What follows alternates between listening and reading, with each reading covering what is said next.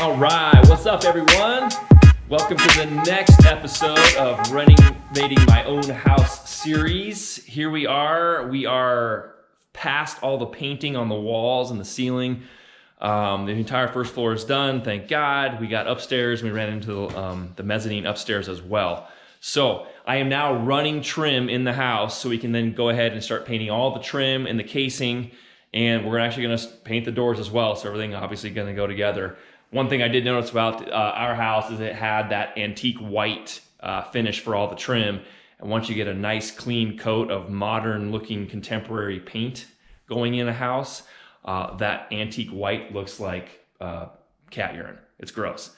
It's really dirty looking, and so I can't wait to get to that section, and I'll incorporate that into the painting series as well on how to paint trim and doors. So, like I said, I'm running trim now. One thing I want to point out, with my house in particular, it actually has bullnose corners. And what I mean by that is all the walls are rounded right here, right? So the key with running trim on bullnose corners is you can't just miter and 45-ish your corners on the outside corners. You actually have to either, one of two things, you have to cut pieces of trim to fit on that actual bullnose and then run two longer pieces of trim up to it, or you need to get prefabricated bullnose corners to match the rest of the base trim that you're putting in the home. I opted for the rounded prefab corners. It's a little bit faster. With this thick a bullnose, it actually looks a little bit better than if I was to cut sections. I'm actually not a fan of bullnose corners. I don't like the way they look. I think that's kind of dated. I know it's a more modern look in some houses, but I like squared off and finish because of the millwork and how it looks. And that's how I did the basement when we finished the basement 4 or 5 years ago. So it is what it is. I wasn't gonna rip all the bullnose out and run square corners. That's just silly. So I am running all of my trim with the bullnose, and I'll show you how to do that because there's a little bit more into it than just running square corners. It's not a ton harder. There's a couple extra steps. I'll show you the type of glue that I use and how to make those cuts. So let's get started. All right, before we get started, here are the things you're gonna need. Tape measure, okay? It's imperative. And this is finished carpeting, so make sure you have a tape measure that has a 1/16 of an inch on it, all right? If you don't know what that is, watch another video. Pencil, sharp pencil, okay? You need to have crisp, defined lines in order to make defined measurements. This is accurate cutting. It's finished carpentry, so make sure you don't have a nice fat pencil, you need a nice thin one, okay? Thin one. I like to have a stud finder. This just actually helps me locate all the framing members as I'm nailing off my trim. You can't just shoot nails wherever you want. It's not gonna do any good, right? It's actually gonna attach to something. It's not gonna just hold into the drywall. So you need to have a stud finder or your trusty ear and finger to tap. I just like these because they're really accurate now. They're pretty nice. I like to use a 16 gauge brad nailer, okay? 2-inch nails in here. Don't use pin nails. I've seen guys run trim with pin nails. It's not gonna hold, it's not gonna hold up. This trim is not structural stuff. Nothing's gonna hang on it, but you gotta have something that's firm enough to be able to pull that trim nice and tight and where you want it to go, okay? And I'll show you a technique that I use where I don't over nail the trim, and although most of the time I do all my own work, if my painters come in and I got 2 nails on every single stud and I didn't need to do it that way, or I just nail all over the place, they're gonna hate you, man. Do it where you need to make it look nice. It's gonna stay on the wall, okay? This is the prefabricated bullnose corner that I was talking about. So you guys can see, and I'll bring it up close. Here's my detail. It's pretty simple on the trim. This is actually made out of pine. It's got a prime finish on it already, so I can paint it. Okay, and on the back, it's just that rounded corner. So I'll show you how that fits on, and I'll show you how you can use these to actually measure each piece of trim accurately to put everything in place, okay? So this is the prefab rounded bullnose corner.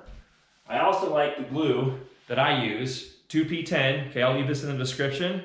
This is my glue. This is the accelerator I use to make sure I can set this glue up really, really fast. This stuff works very quickly, so it takes a little getting used to. You want to make sure you have a couple practice shots at this, because and I'll show you how to, good catch, Shane, how to apply this glue and applicator in the process. I'll show you how fast it actually sets up. Like I said, it takes a little practice, but this is what I use, 2P10. Also, protection, eye protection and ear protection. The reason I can still hear in this profession and guys still make fun of me, I don't care. I wear these all the time, even with brad nailers and finish guns. I like my ears. I like to be able to hear my kids. I like to be able to hear my wife. It's nice to have this. It's, you know, this is protection. So make sure you have this stuff. All right, I think I got everything. Also, chop saw, compressor, all the good fun stuff. You can rent those tools if you don't have them, but those are pretty essential as far as running it efficiently. So let's get started. All right, now I'm gonna take you down close here to show you that bullnose corner, okay? So here's my two pieces coming in together. Here's my bullnose. I'm gonna show you how to use this to measure these two pieces and set it up correctly. Now you can also notice that right here, that I just nailed this section off, I've got an inside corner, and I'm gonna show you how to make that cut as well. And it's a technique called coping, which you guys may or may not have heard of already. And it's to ensure that I get a nice tight fit in a corner that's never 90 degrees, right? If I cut this at 45 and this at 45, I'm gonna have a really ugly gap here. And without coping this, I'm not gonna get it tight. So I'll show you how to make both cuts. So first things first, I'm gonna show you how to make this measurement using just your prefab bullnose. So I come to my corner, and this takes a little practice, so have a couple pieces with you before you make your real cuts, just to kind of practice on them and see if you get it right. But the idea is to have this sit right in the middle of your bullnose. So if you need to make a little mark right here, and if you do it long enough, you can kind of eyeball it, but you want to have your mark here in the middle, lining up with the center here, okay? And a lot of times these prefabs will actually, the only way they really fit on there nice and tight is when you get it pretty much centered and level on the floor. So once I have that set in there, right, I go ahead and make my mark on each side, okay? Just like that. All right, so now you can see I've got my pencil marks on each side. Now I'm gonna measure from this trim to that line. I'm gonna make my cut. Now, the only trick with this cut is that I'm gonna actually make a coping cut on this one, all right? So I'll go out into the saw and I'll show you guys how to do that. The next cut is running down to my door casing. So this cut, and every cut that you make up to your prefab finished bullnose, is gonna be what they call a butt cut or a square cut. I'm not making any 22.5 degree cuts here, okay? I'm just running it straight flush to this piece. There's no fancy cutting on that. The only fanciness is measuring this, all right? So we're gonna go ahead and we're gonna cut that piece and this piece, and I'll show you how to do the cope on this side. Okay, so our first cut's gonna be that long cut, square cut on that long straight wall. And then we're gonna make our second cut, which is actually that inside corner. I'll show you how to cope that. So I'm gonna go ahead and run my first cut. My measure is 32 3/8, so I'm just gonna measure that out, mark it, and cut it, and then we'll go into how to cut that inside corner. So let's cut this one first.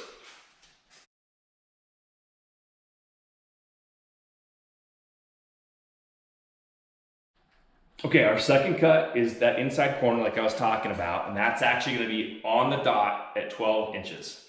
So what I'm gonna do first is I'm gonna make my cut, my 45 degree cut, and it's running into the corner on this end, okay?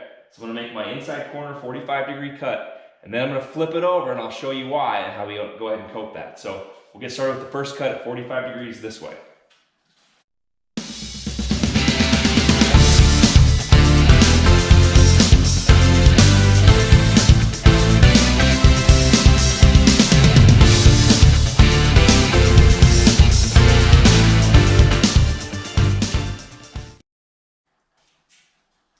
Okay, so I've made my first cut at 45 degrees, and that's going into the wall that way, okay?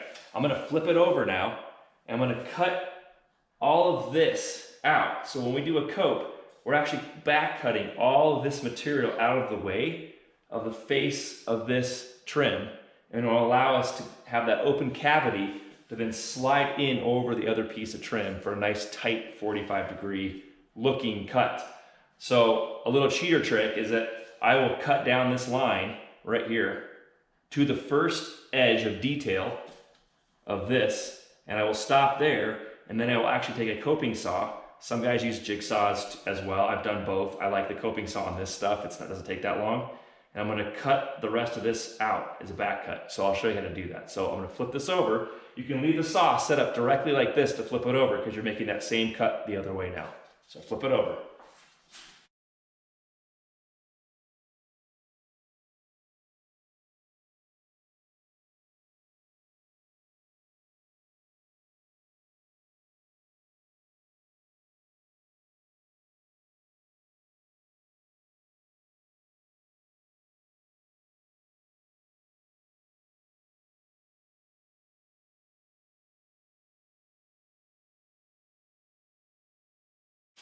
Coping saw.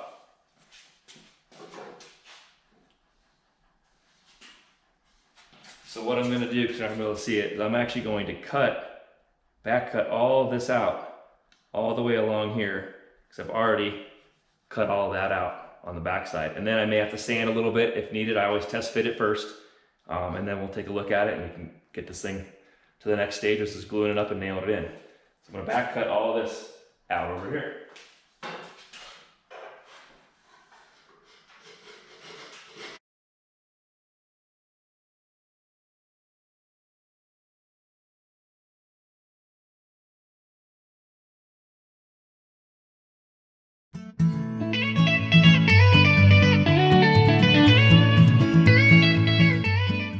All right, so if you can see, I've now back cut all of that out with the coping saw, and that takes a little bit of practice.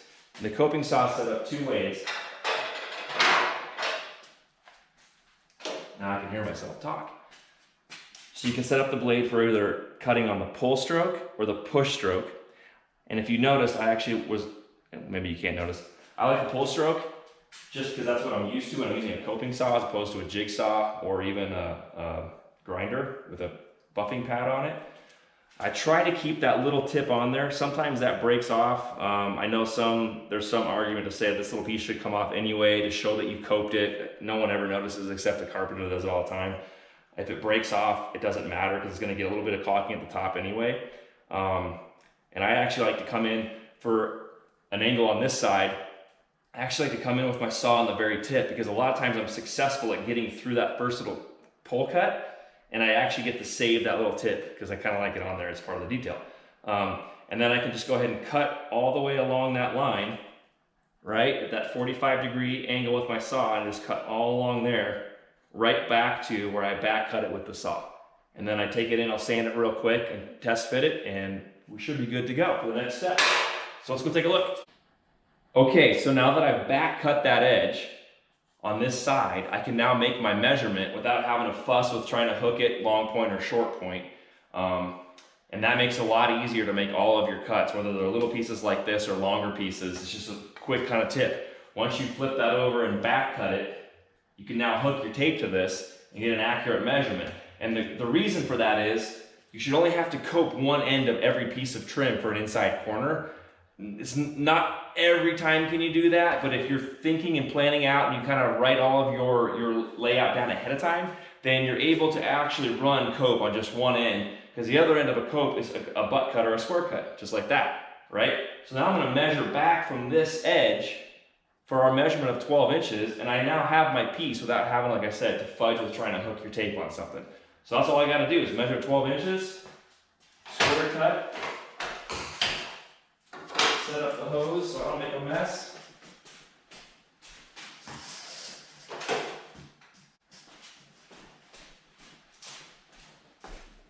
Let's make our cut.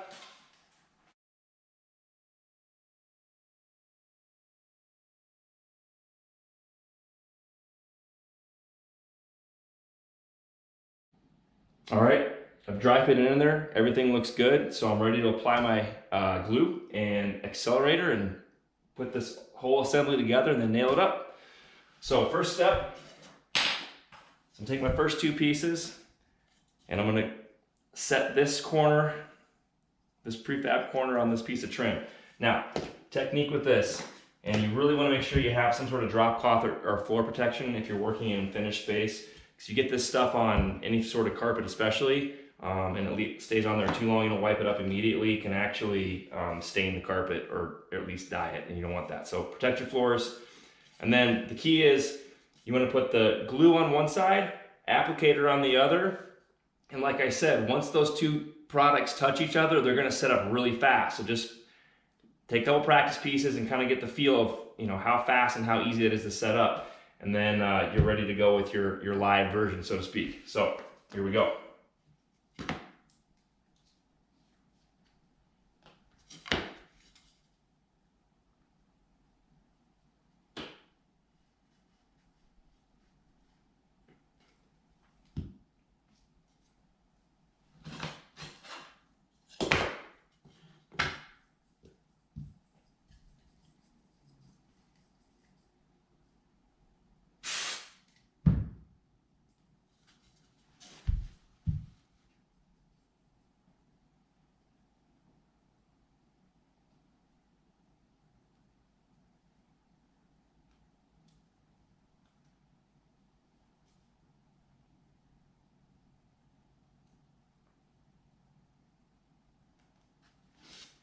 Okay, one down.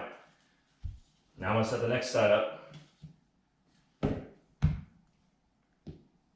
I always like to put it on the trim side if I can. If you're working bigger pieces, it's a little bit different scenario, but that way I can control where the glue's going.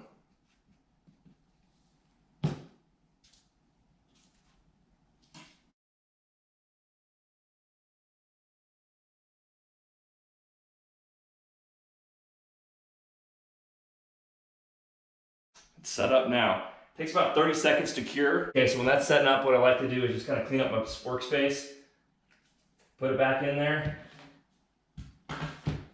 and then I can go ahead and nail it off. All right, let's nail it off.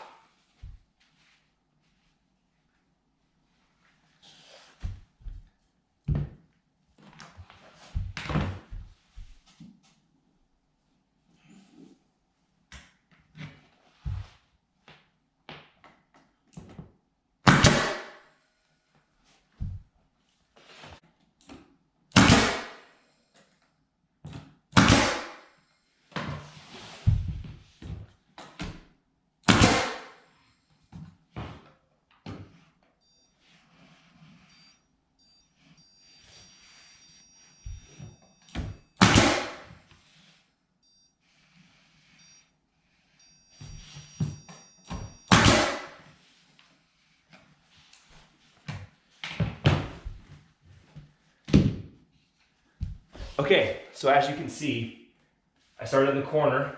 I want to make sure my corners are tight, and I want that thing to twist on me, especially when the walls can be uneven vertically and horizontally. You really want to make sure your corners are going to line up and be tight first. And then you want to make sure that you come back to that same edge and pull it tight. If you notice, I only have 2 nails in this piece. I don't need to put 2 on each stud, okay? I need it to be tight as it can be on this wall. And this is enough to hold it in place with caulking. I don't need to nail the crap out of every single piece of trim. Then I came around and I nailed the other side, so it's nice and tight against this corner. And again, I have a little bit of oil canning happening on this wall. It actually curves in and back out. So putting too many nails in trim can also create more or kind of expose the bad drywall or framing that happens in a house.